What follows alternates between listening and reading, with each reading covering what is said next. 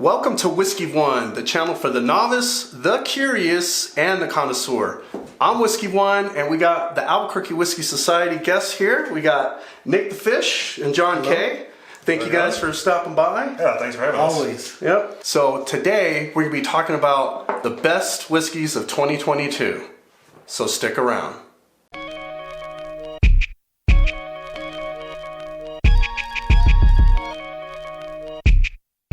All right, folks, so if you're tuning in, you're already knowing we're getting close to the end of the year, and like most folks, you always want to evaluate all the stuff that's come out this year in 2022. There's been a ton of good bourbons, rye, single malt scotch.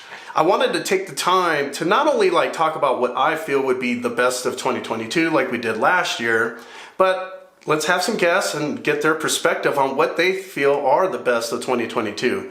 So before we dive in, I just want to do a quick shout out, of course, to the Albuquerque Whiskey Society. Thank you all for tuning in. I know a lot of you guys are watching our videos and we really appreciate the support. Also, Cult of Balcones.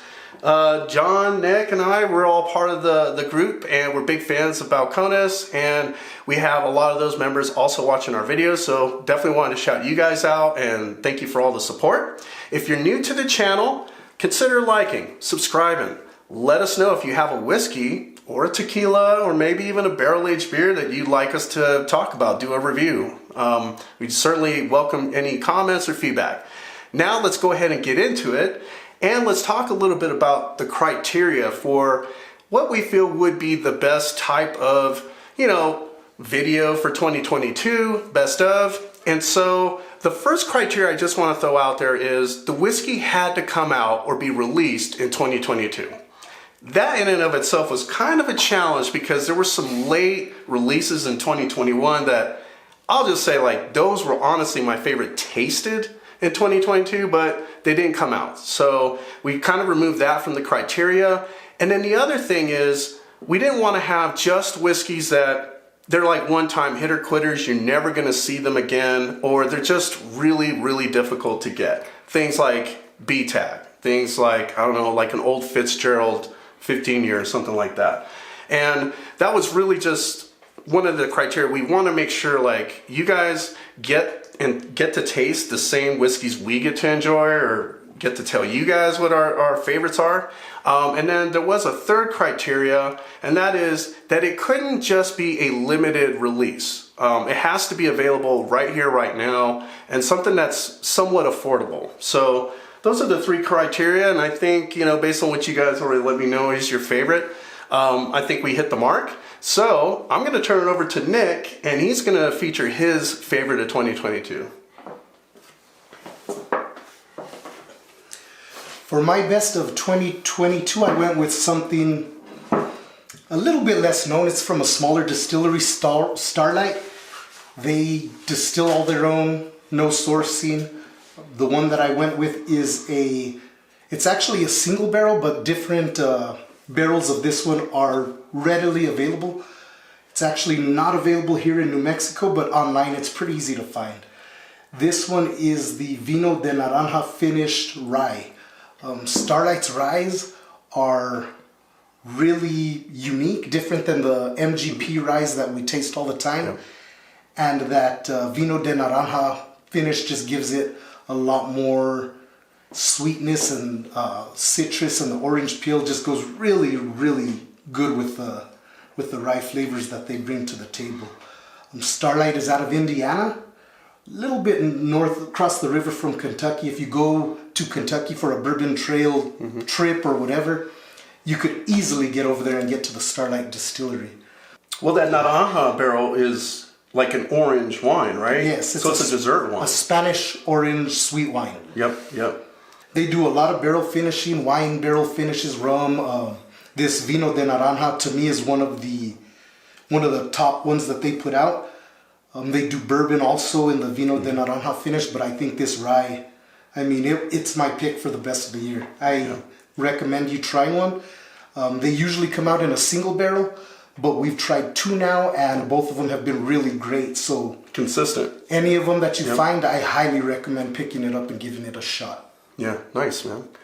All right, so John, How about you? What's your pick of 2022? I picked the Knob Creek 18 year.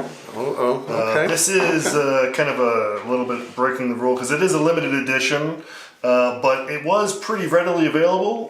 You can still find it. Yeah, you can still find it. Yeah, they're dropping it a lot during the allocated releases at some places, but there's plenty of these bottles that they seem to be dropping at the time.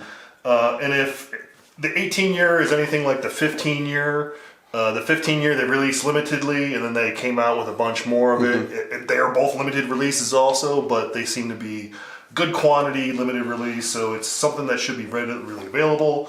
MSRP on it, it's $170. Yeah. So for an 18-year-old Kentucky whiskey, it's certainly a little pricey, but for 18-year-old, you're not going to get a whole lot stuff that comes in a better pricing than that. I really love it. It's very oaky, it's very cherry, it's aged, and you get all that age out of it, but it's not overly oaked. The sweetness, the caramel, and the tobacco really comes out of it a lot more. The oak kind of settles in and becomes a secondary flavor on it a lot more than even the 15. The 15 year is very, very oaky. I really like the 15 year, but everyone's complained about it. It's very oaky. It is. The 18 year, it actually calms down quite a bit, and a lot of that caramel comes out, the tobacco, the sweetness.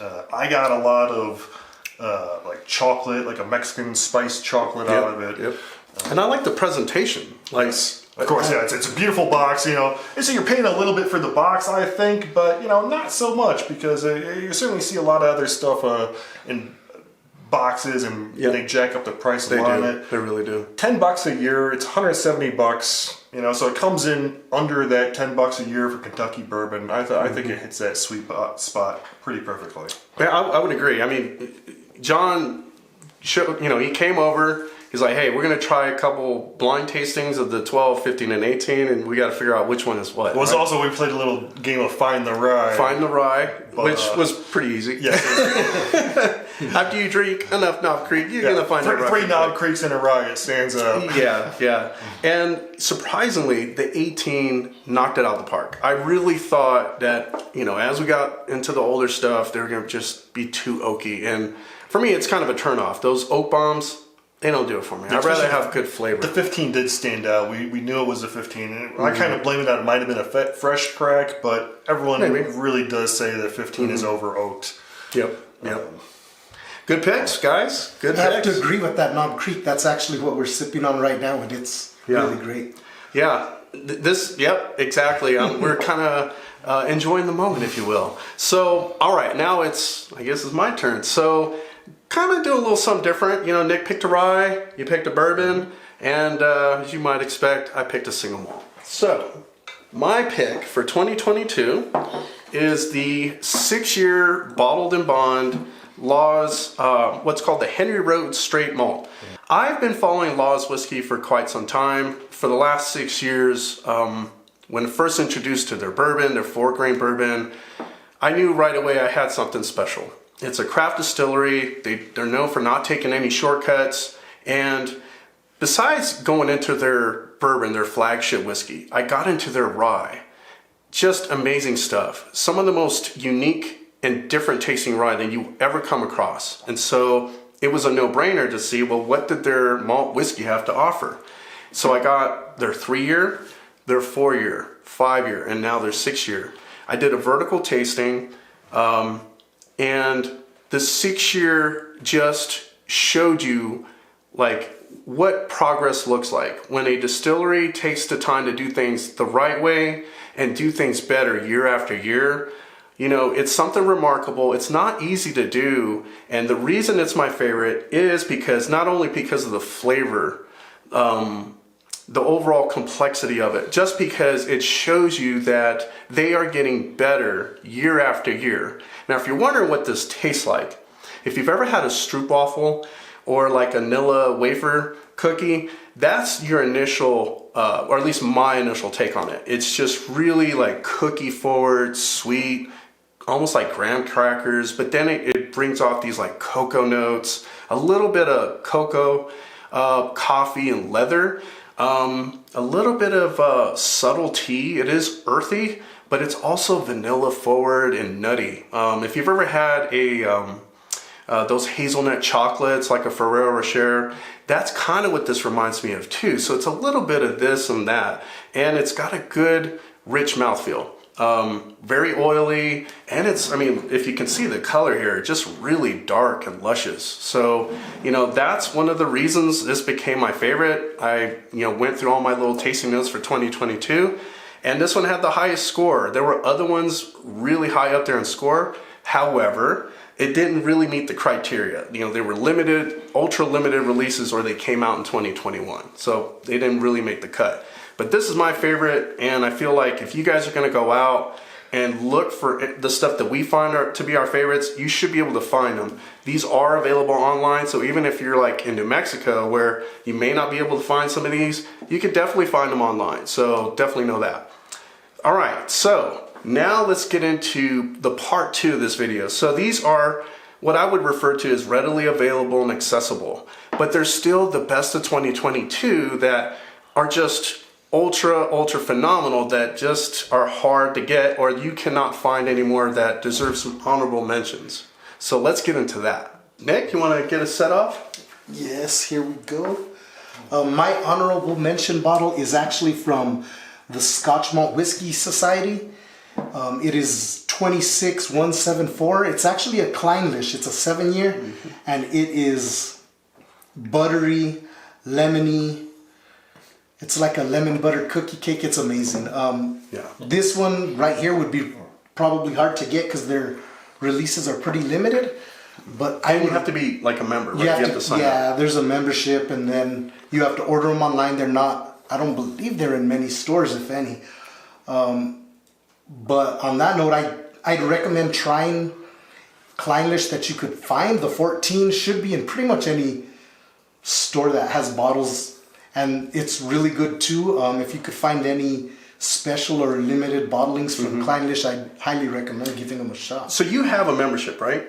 Or did you have a membership? I did. I do not. And how much is the membership thereabouts? Because I know there's folks that actually ask me like, how much is it and all that. I haven't signed up yet, but that is something I want to do because honestly, I see people review these types of bottles.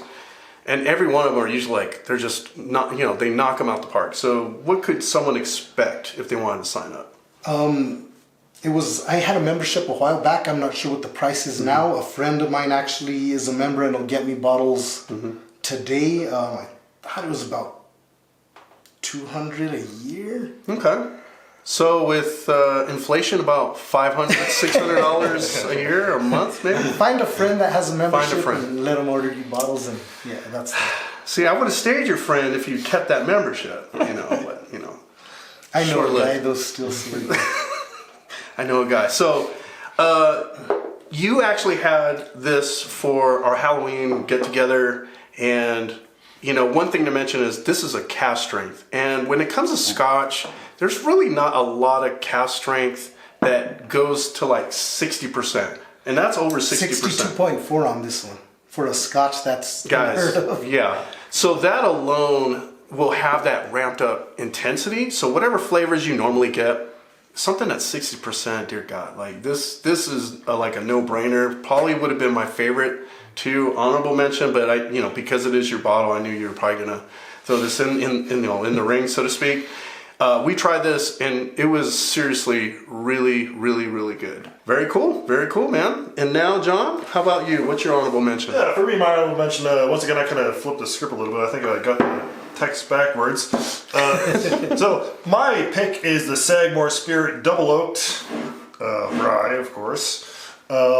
This is highly available. This is on every shelf you can find right now. It is like $60, at least in our market. Oh yeah. 60. And I love this because it is just a caramel sugar bomb. It is rye delicious. It is probably one of the best after dinner / nightcap drinks that I've ever had. It's just pure dessert in a bottle.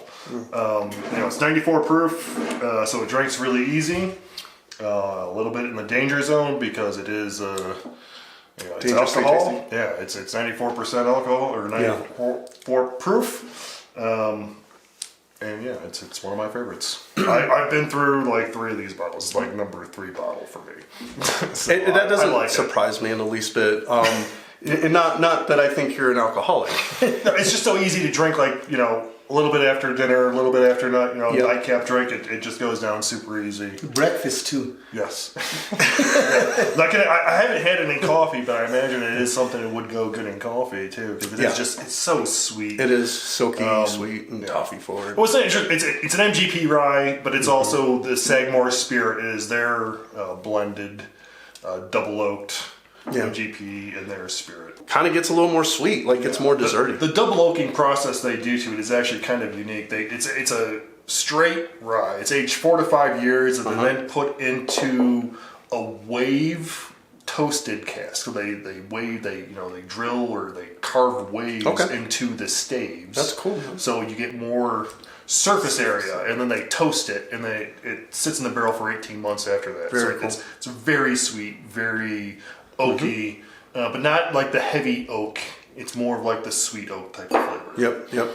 Yeah, and again, guys, you can find this at any time. You can actually order it from Sagamore. You can also find it online for a lot of retailers that are online. It's not going to be difficult to find. But the one I'm about to mention is going to be difficult to find because it's not out there anymore. But if you're wondering why I mention it, this is a 291, a Distillery 291 barrel proof single barrel. And if you look closely, this is the barrel pick that we all took our hands in. Nick and Daniel and I and a couple others, we actually went to Colorado Springs. We got to try out 6 different barrels, and this is the one that we ended up with. So this is a collaborative barrel pick of the Albuquerque Whiskey Society and Whiskey One. The reason I wanted to mention it is this is not my only single barrel rye from 291. Their cast strength single barrel ryes are friggin' amazing. I have 3 of them, and every single one of them are consistent. They're very tasty, very intense and complex in flavor. They're not like for your folks that just getting into whiskey, so I don't want to scare you guys if you're wanting to get it. The proof alone on this was 65.7. So it's definitely up there. Your first initial taste is going to punch you right in the face, no lie. But as you start to go more and more into those sips, then you start to really appreciate how much is going on in that glass, because this is a flavor bomb. I'm not kidding. But I encourage you guys to check out Distillery 291's website. They do ship online. Again, the reason I mention this is because their single barrel proof ryes are out of this world. Amazing. So don't just take my word for it. Even if you can't find obviously the pick that we had, there's going to be plenty out there that you can get your hands on. So the aspen finishing they do, it literally tastes like Colorado in a bottle. Right. That's a good way to describe it. They're absolutely delicious. Very, very good point. Very good point. This is our honorable mentions. Again, for picks, I got the malt whiskey from Laws. You got the Starlight, and then the KC 18 year. I feel like these are just really good representations of 2022. There's been a lot that came out in 2022, and I think it could be really easy and just to say, hey, look at this BTAC bottle I got, or this. I got a couple of Willet purple tops. I got some Willet purple tops. Fancy, but right. Some stuff that you're only going to get through allocation, and I feel like those are kind of cop-outs. They're really good. Don't get me wrong. Phenomenal. But not everybody's going to be able to get it, and I kind of felt like, what was the point if that's not something that I can get my hands on? So that was one of the reasons we wanted to kind of set that criteria the way we did. And again, give us your feedback. If you have a best of 2022 that you have, drop a comment down below. Let me know. And if you have a whiskey that you would like to try out, what are we drinking? Let us know. And there's one last thing. Thank you for reminding me. So we actually poured another whiskey into the glass. So if you can guess which one it is out of the 6, and you're the first to guess correctly, you'll be eligible to receive a free Whiskey One t-shirt. So my man John, He's wearing it right That's a now. winner. Looks really good on him. Thank you again from all of us here at the Whiskey One and Albuquerque Whiskey Society. And here at Whiskey One, it's about the one you enjoy. So cheers. Shut up and sit down.